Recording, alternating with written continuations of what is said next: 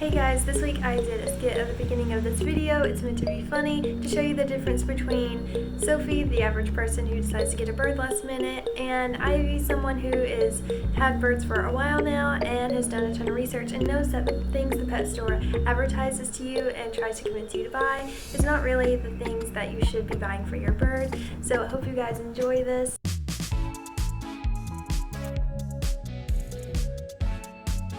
Oh my gosh, I'm getting my new bird this week. It's gonna be so much fun. I got him the cutest little tent and toys, like he's little on bed, and I'm just gonna cuddle him so much and we're gonna be best friends.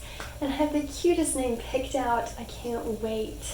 A bed? What are you talking about? Birds sleep in branches? Last time I checked, did you even get him anything he actually needs? Like vegetables and not to mention toys he can actually destroy? Oh yeah, I guess I kind of forgot about that part. Well, I do have some fruit or something maybe I can give him, like strawberries or grapes or something. Oh, and, well, I guess I do need food. Oh, well, my cage that I bought actually comes with some plastic food bowls. Plastic food bowls? Are you serious? And they can't just live off of fruit every day for their meal. It has a bunch of sugar in it and they would just have, well, sugar.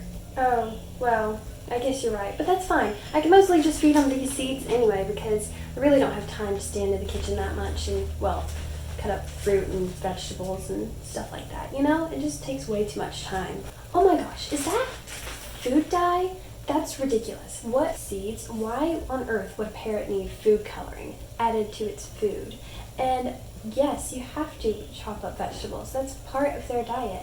And even though it does take time, you still should do it because it makes them, well, healthy. And it's really important. And if you don't have time to do it, then you really should consider something else, like maybe a fish or a chicken. Oh, come on. I really wanted this bird for a really long time. Plus, when me and my family go on vacation every year, I always see these amazing parrots. Wait, vacation? How do you expect to leave your new bird and go on vacation? I guess I really didn't think about what I would do on vacation if I had a bird. But look, I really wanted it for a long time. Will you just show me everything I need to know? You kind of seem like you know what you're talking about, even though you're kind of, well, a nerd and a stick in the mud. But if you'll show me, I'll listen. Fine, I'll show you. But do you at least know what kind of bird you're getting and where it originates from? Of course. Let me see your book. I'm getting this kind of bird. It's probably from some kind of tropical jungle somewhere, like they all are. That's why it eats fruit, of course. Duh. Oh boy. Are you serious? That's a budgie, and it's native to Australia. Not all birds live in the tropical rainforest. Let's go. We better get started. Hey everyone, welcome back to my channel. I'm Kimber Grayson. In this video, we're going to be addressing a couple myths that people seem to believe about parrots and how they can be damaging to you and your parrot's relationship or even their health. So let's get started. Myth number 1 is that your bird needs some kind of cozy place to hide in and sleep at night, like a tent or some kind of cute little bed. Although this can be super cute, it is really not necessary.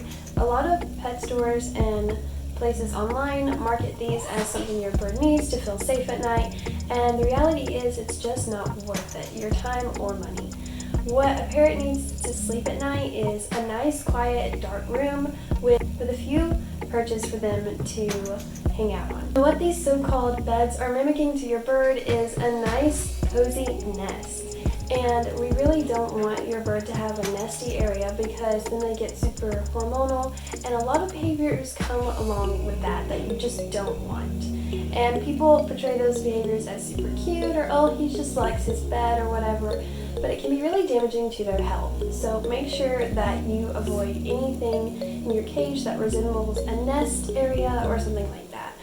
Usually a bird's favorite spot to sleep is like a super high perch in their cage. So maybe put one perch or two super high in your cage, not too high that if they stretch out their feathers, wings will touch the top, but have enough space where they can move around and do all that, but still be super high than all the other perches. Because parrots, to feel safe, like to be up high. Myth number 2 is similar to the first one, and that is your bird needs to have a blanket over their cage at night to be able to sleep. And although this myth has been around for years, as long as I can remember, even when I didn't have a kid, I remember just when I thought about a bird's cage, everybody just kind of covered their bird's cage at night. It's just a very common thing. And this is kind of very similar to the first one. What this does is it makes a cozy, nesty area and mimics like a nest in the wild if they were to be in a nest. And it does the same kind of things, behavioral problems, hormone problems that you don't really want to deal with. So the best place for your bird to sleep at night is in a room where they can have a full 12 hours of sleep uninterrupted with the light off. That's all they really need, is the lights to be off to be able to go to sleep. It's funny how myths work, because there's been several people I've told that I don't cover my bird's cage at night, and they all seem really shocked to hear that. And it's funny because this myth just needs to go. This next myth we're going to be talking about is one I've heard for a long time, and it's super common and just really needs to be talked about more. Funny talked about, because we're going to be talking about, does every bird, every parrot talk? And this leads a lot of people to buy birds, and it's happened several times. They buy them expecting them to maybe talk like a parrot they saw in a movie, talk on their shoulder like a pirate's bird, you know, cute stuff like that. And although I do understand where they're coming from, not all birds talk. It's just a chance that they will or not. And it leads a lot of birds going to shelters once they realize that their bird maybe never will talk, and it's really sad. And there are videos where it's like, oh, how to teach your bird to talk, or how to teach your bird to sing and stuff like that. And sometimes you can teach your bird to do those things, but it's still just a chance that you take when getting a bird. They either will or they won't. The next myth we're going to be talking about is birds only eat seeds.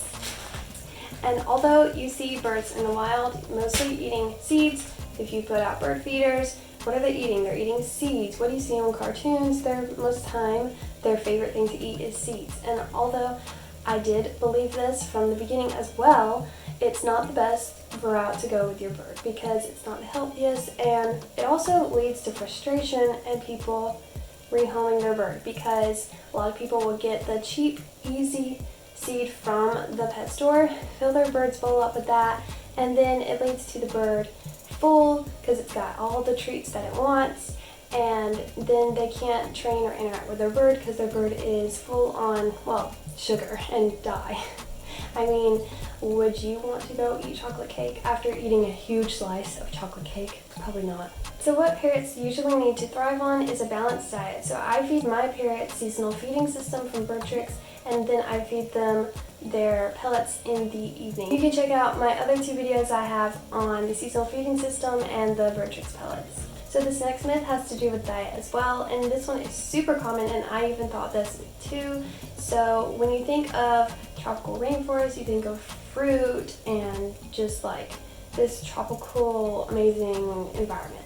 And even though a lot of parrots are from those tropical areas like Amazons and macaws, they don't need fruit every day as their full diet to survive. And a lot of people would just assume, oh, well, they live in these tropical areas, so I'm just gonna give them a bunch of fruit. And it's very different from the fruit they eat in the wild. Our fruit from the grocery store has a lot of sugar, and they're just really sweet, and it's really different from the fruit that they eat in the wild. So make sure if you're ever giving your bird fruit, it's only as a treat or for training. So this next myth is super common as well, and it's that to train/tame your bird, you need to force them to step up or grab them anyways, or something like, oh, well, they're never going to be tamed, so you might as well just hold them and enjoy them while you have them, that kind of thing. Or chase them around the cage until they learn to trust you. And what these myths really are is just the bird, especially like small ones like budgies, because macaws will be more likely to bite and people are more scared of them. But what this really is the bird just deciding to surrender because they realize they physically can't get away from you and get away from your grip or your hold, and they're just basically giving up. But they are still super scared of you. It's like you might be able to hold them one day and they're sitting on your finger after you chasing them around the cage for a while, and then you come out the next day to show your friends or show your family or just to hang out with them, and they decide that they don't want to hang out with you or come on your hand the next day. So it's not a long-term solution and will just lead to frustration and the bird really not ever being tamed. So what training should look like and taming, it takes a lot of patience, and I recommend checking out some of my old videos on how I tamed my birds. And I actually made these same mistakes. I chased my bird around its cage. I thought this was the only solution, and then I decided that I didn't really like chasing my bird around. It just seemed cool, and I decided to do some of my own research and figure it out myself a different way, even though everyone else was saying that this was the only way to tame your bird. So training should be you working on their diet first. Like if you're just feeding them commercial seeds and stuff like that from the pet store, and they're going to be constantly full on all that sugar and stuff, then you're going to want to work on making your treat value go up so they'll take millet from you and want to come and actually interact with you to take the treat from your hand, and it should just start slow like that. So the last myth we're going to be talking about for today is toys, and that is not that your bird shouldn't have toys, but most of the toys that are sold in pet stores and stuff like that usually are made of plastics, bells, mirrors, things that really aren't good for your bird, and some of the materials can even be dangerous and lead to impaction and stuff like that. So bells, they don't really serve any purpose. They can be cute when your bird is like playing with them, but most of the time your bird wants to be destroying something like wood or paper or something that it can really chew and destroy, because that's what birds were designed to do in the wild. And just like horses were designed to run and to jump and all of that, birds were designed to forage and fly and stuff like that. So you want to make sure that you're choosing toys that have natural materials, and make sure you stay away from stuff like fabrics and mirrors, because mirrors just lead to, again, hormone issues and stuff like that, because birds, as smart as they are, aren't smart enough to realize that the bird in the mirror is just a reflection of them, and they will sometimes even become attached to it and obsessed with it, thinking that it's a potential mate or something like that. And frustrating once they realize that they can't actually get to their friend.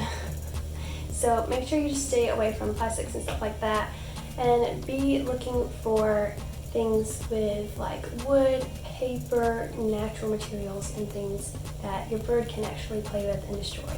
And remember, if it's destroyed and in the bottom of their cage, then that means they love it.